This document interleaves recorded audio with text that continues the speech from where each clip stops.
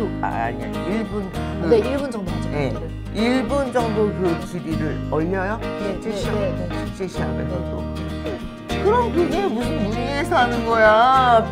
안녕하세요, 이세연입니다. 자, 오늘 또 우리의 MZ세대 중에 아주 자랑스러운 그런 20대를 모셨습니다. 자, 자기소개. 안녕하세요. 저는 현재 알파인스키 국가대표 9년차 강영서라고 합니다. 끝이야? 아유, 길게 해, 길게. 알겠습니다. 뭐 메달도 따고 뭐 그런 얘기도 해야지, 우리. 제가 자기 자랑을. 네, 유튜브가 처음이라 다시 아니, 자기 자랑을 해야지. 네. 뭘 다시 해. 그냥 가는 거야, 이러면서. 이렇게 가는 건가요? 이러면서 가는 너무 거야. 어색해가지고, 네. 어색할 필요 없어요. 네. 그냥 자기 자랑을 해봐야지. 네, 저는 소치 2014 소치 올림픽부터 평창 올림픽 그리고 베이징 올림픽까지 올림픽 3회 출전했었고요. 그리고 2017 삿포로 동계 아시안 게임에서 동메달 획득했었어요. 여러 나라 돌아다녔구나.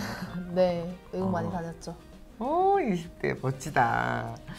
자, 우리 사실 인터뷰에 지금 쭉 보고 계시는 독자들은 알고 계시겠지만 가능한 한 인터뷰를 도전하는 분들, 특히 20, 30대에 도전하시는 분들로 제가 많이 모시고 있어요. 그래서 오늘도 20, 30대에 이제 용기 있게 도전을 해서 어떤 성과물을 만들어내신 그런 분으로 대표적인 인물 중에 하나라고 생각해서 제가 인터뷰를 하게 됐는데요.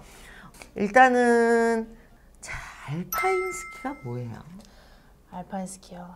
알파인 스키는 유럽 알프스 산악지방에서 유래된 종목인데요. 그래서 알파인 스키이고 저희 종목은 산에 코스에 기문을 이렇게 지그재그로 꽂아놓고 정해진 횟수로대로 스키를 타고 내려와서 가장 기록이 빠른 선수가 우승하는 그런 스포츠입니다. 이게 지금 알파인 스키가 우리나라에서 가장 대중화되어 있는 거죠. 스키 네. 종목 중에서. 네. 이제 일반 대중분들이 보시기에 그냥 슬로프에 기문만 없다 뿐이지 타고 계시는 스키가 알파인 스키, 정식 종목 이름이 알파인 스키라고. 네, 알파인 그쵸? 스키입니다. 네, 그렇죠. 네. 스키장에서 하는. 네. 지금 어디 소속이시죠? 저는 부산광역시 체육회 스키 실업팀 소속입니다. 그 월급 네, 거기가 제 회사입니다. 제 나름 직장이죠. 네. 나름 직장이구나. 그래요.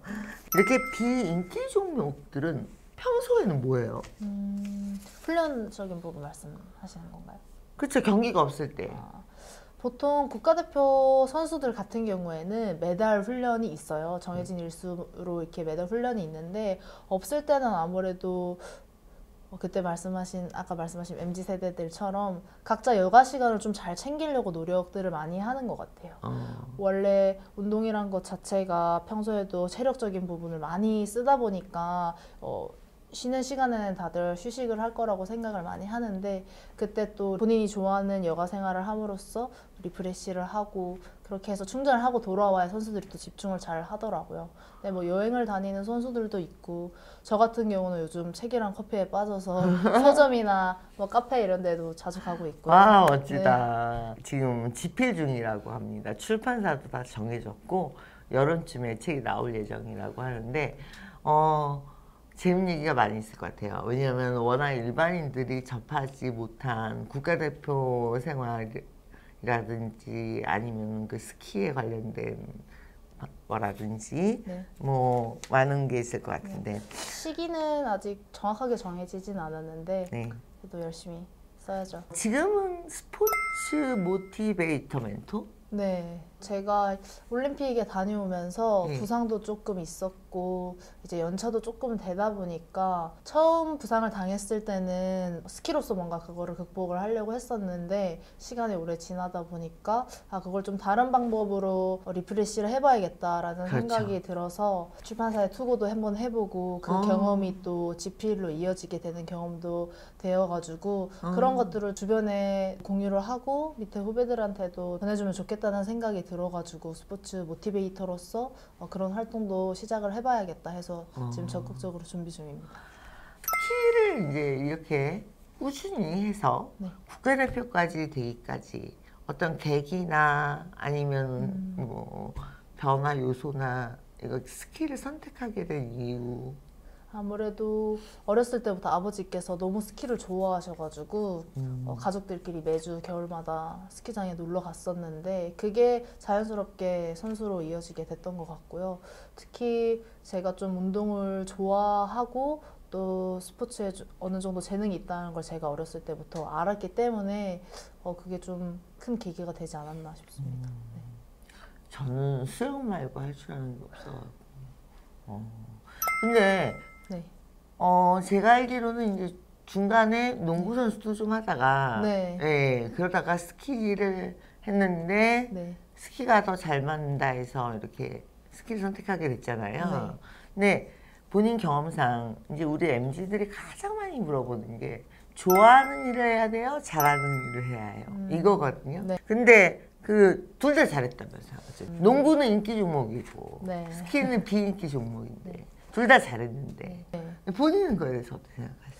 환경적인 사실 요인이 저는 크다고 생각을 해요. 왜냐하면 농구 같은 경우는 제가 농구도 좋아하고 어느 정도 성적도 나쁘지 않았는데 그만두게 되었던 게 사실 체벌이었거든요. 저는 운동 자체를 좋아했기 때문에 그런 환경적인 부분에 있어서 농구를 이제 체벌로 인해서 저는 그만두게 되었지만 그래도 이제 스키를 선택하게 되었던 거는 어쨌든 그 설원 위에서 달리는 그 스피드, 짜릿함 그리고 그 안에서 사랑받았던 기억들 이런 것들 때문에 스키가 가장 좋다고 느껴져서 제가 결국 선택을 했던 것 같은데 아까 질문 주신 잘해야 되는 걸 해야 되냐 좋아하는 걸 해야 되느냐 이 영원한 닭이 먼저냐 알이 먼저냐 영원한 질문 영원. 네, 제가 겪어온 삶에서 비롯해서 얘기를 좀 해보자면 저는 좋아하는 걸 선택했던 것 같아요. 왜냐하면 잘하는 것은 못하게 될 수도 스포츠로는 부상이 또 있는 위험이 있는 것이다 보니까 부상을 당할 수도 있고 아니면 환경적인 부분이 안 따라줘서 성적이 안 나올 수도 있고 못하게 될 수도 있고 이런 거지만 그렇게 되면 사실 내가 하고 있는 일을 그만두게 될 수도 있는 거잖아요. 근데 그 운동 자체를 사랑하고 그 운동을 했을 때 너무 계속 행복함을 느낄 수 있는 것이라면 그래도 어떤 시련이 닥쳐와도 그걸 계기로 이어나갈 수 있다고 생각을 하기 때문에 저는 잘하는 것보다 좋아하는 걸 선택하면 나중에는 결국 잘하게 되지 않을까라고 생각을 합니다.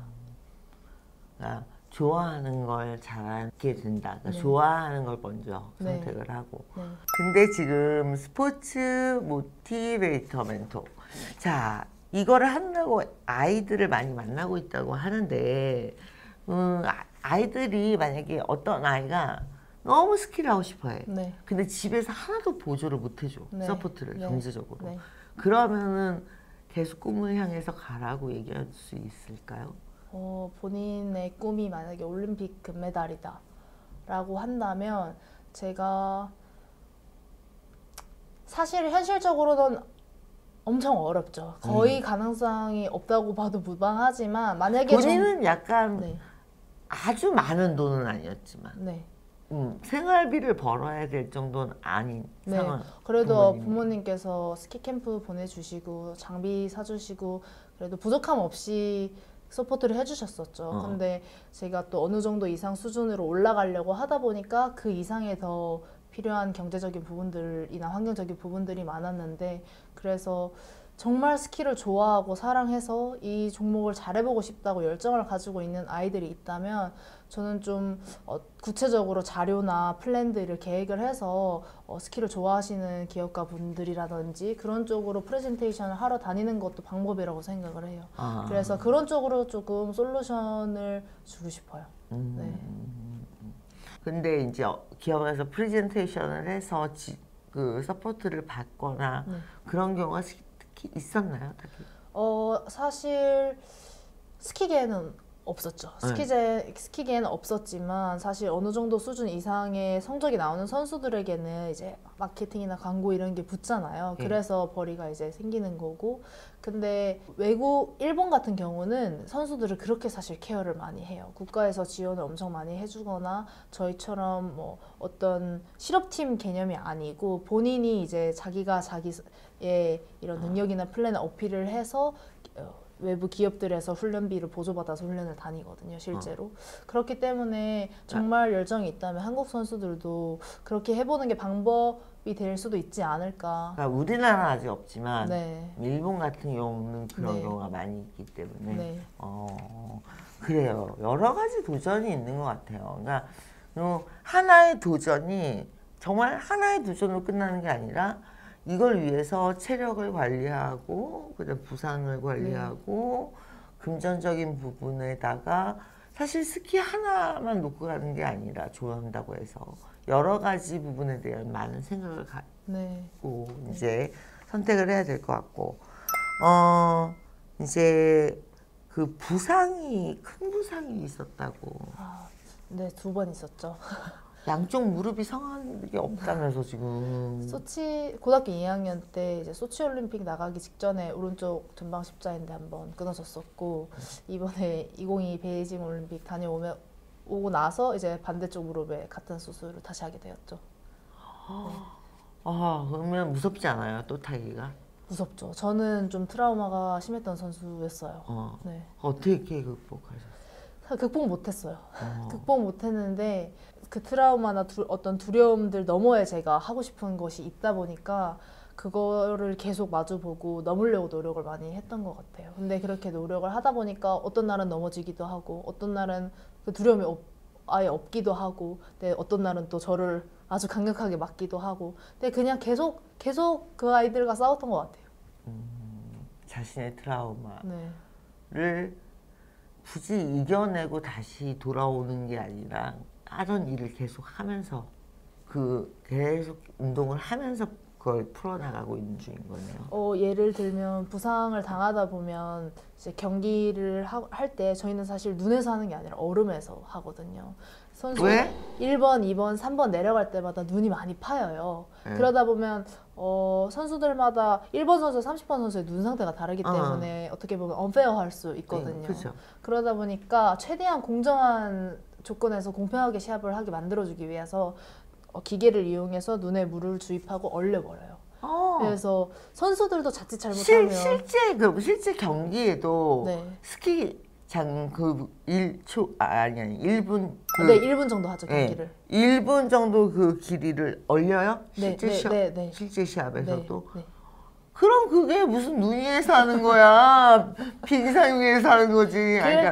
얼음 위에서 하는 거지. 그게 그래서 사실 한국 선수들이 가장 어려움을 많이 겪는 부분이에요. 그래서 이제 그러면 이게 아직 트라우마는 극복 못했어. 근데 그래도 어떤 식으로든 지금 하고 있는. 사실 경기를 하다 보면 아까도 말씀드렸지만 얼음에서 스키를 타다 보니까 선수들도 미끄러지고 넘어지는 게 다반사인데 그냥 그런 어떤 멘탈적인 상담이나 그런 교육 훈련도 많이 하긴 했지만 결국은 계속해서 그 두려움들과 싸우려고 계속 도전을 했던 것 같아요. 지금은 어떤 거에 집중을 해야 되는지 이 두려움들과 어떻게 싸워야 되는지 계속해서 고민을 하고 결국은 그냥 하는 수밖에 없었던 것 같아요. 극복을 한다기보다는 그냥 포기하지 않고 계속해서 싸우는 거 제가 그냥 했던 방법은 그거였던 것 같아요. 본인이 안고 가는 거잖아요. 네. 그래서 선수들도 가끔 이제 어린 선수들은 저한테 물어봐요. 언니도 스키 탈 때 무섭냐고. 근데 저도 이제 부상 이후로는 무서운 적 되게 많았거든요. 근데 그러면 선수들이 좀 놀래요. 안 그래 보였나 봐요. 근데 그래도 하는 거라고 그냥 그렇게 얘기를 해주죠. 무서울 때 어떻게 하는 거냐 하면 그래도 그냥 하는 거라고. 제가 제일 좋아하는 게 콘서트 보는 거랑 네. 경기 보는 거예요. 왜 그러냐면 한 번에 쏟아내야 되잖아. 맞아요. 딱 한 번의 기회잖아. 네. 그 오랜 시간을 준비해서 한 번에 쏟아내야 되니까 엄청난 스트레스 받을 것 같거든요. 스트레스 관리는 어떻게 하세요? 시합 직전에? 저는 시합 직전 같은 경우는 저희가 항상 개개인 선수들마다 딱딱딱딱 하는 루틴이 있는 것 같아요. 뭐 일어나서 어떻게 준비를 하고 어디에선 어떻게 집중을 하고 그런 루틴들이 있고 트라우마나 스트레스 같은 것들도 사실은 저 같은 경우는 그렇게 어떤 불안 증세가 있진 않았는데 엄청나게 긴장이 많이 되면 몸이 굳어가지고 제 경기력이 안 나오는 순간들이 있었어요. 근데 그쵸.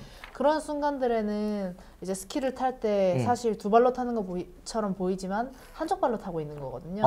완전히 그 바깥발에 체중을 확실하게 실어줘야 스키가 밴딩이 잘 되면서 빠르게 돌아오게 되는데 바깥쪽에 발에 힘을 주면 네.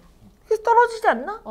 아니요. 이렇게 오른발 턴을 한다고 하면 안쪽으로 기대면 넘어지기 때문에 바깥쪽에 정확하게 체중을 실어줘야 하는데 이제 그 어떤 불안 증세나 이런 긴장감이 올 때는 불안하면 안 돼라고 하는 순간 불안한 뭔가 이런 게 연상이 되기 때문에 선수들은 보통 본인이 해야 되는 것에만 집중을 해요. 그래서 불안 증세가 왔다 이러면 저 같은 경우는 바깥쪽 발에만 힘을 잘 주자라는 걸 계속 혼잣말로 되새기면서 그거에만 집중을 하다 보면 어느 순간 제가 그거에 몰입을 하게 되고 이렇기 때문에 저는 그런 식으로 트라우마는 극복을 했던 것 같고 스트레스 같은 경우는 아무래도 너무 스키에만 함몰이 되어 있다 보면 또 거기에만 빠져 있으면 회복이 안 되니까 다른 시간에 저를 좀 더 잘 챙길 수 있고 많이 웃을 수 있는 그런 것들을 찾아서 무슨 많이 프로그램 좋아해요? 저는 스키장이 아무래도 외진 곳에 많이 있고 또 항상 보는 사람들과만 지내고 혼자 있는 시간도 많고 그렇다 보니까 좀 사람들이랑 대화를 많이 하는 프로그램을 많이 봤던 것 같아요. 지금 같은 경우는 뭐 유키즈도 있고 뭐 옛날에 방영했던 뭐 대화의 희열이나 아니면 이런 좀 사람들과 얘기를 하는 프로그램 이런 것들을 많이 봤던 것 같아요.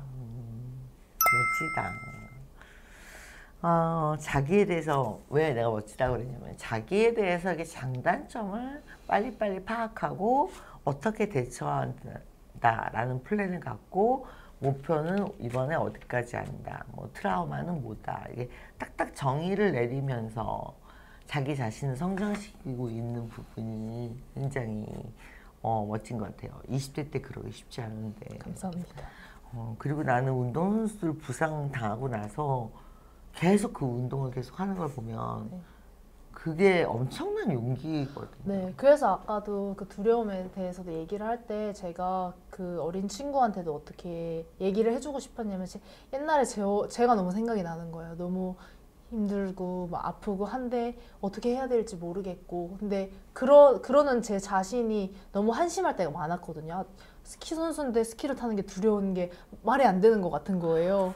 아니야. 두려우면 안 되는데. 일반인이 안 두렵죠. 그냥 내려만 오잖아. 저는 그게 잘못된 거라고 생각을 했던 거죠. 근데 지나고 보니까 그거는 너무 당연한 거더라고요. 그쵸. 그래서 그 친구한테도 나도 두려운데 해야 되니까 하고 싶은 게 그 두려움 너머에 있으니까 하는 거다. 근데 내가 하고 싶은 일이 나의 두려움 그 뒤에 네. 그 너머에 있다. 네. 그래서 하는 거지만 진짜 잘 타는 선수들도 다 두려운 순간들이 분명히 있을 거다. 그런데도 두렵지 않은 것보다 두려운데도 하는 게 진짜 용기 있고 멋진 일이니까 너를 그렇게 애쓰고 있는 너를 좀 더 스스로 응원을 해주고 도와주라고 그렇게 얘기를 해주고 싶었던 것 같아요. 난 독서를 했는데 여기는 응원을 하는군요. 근데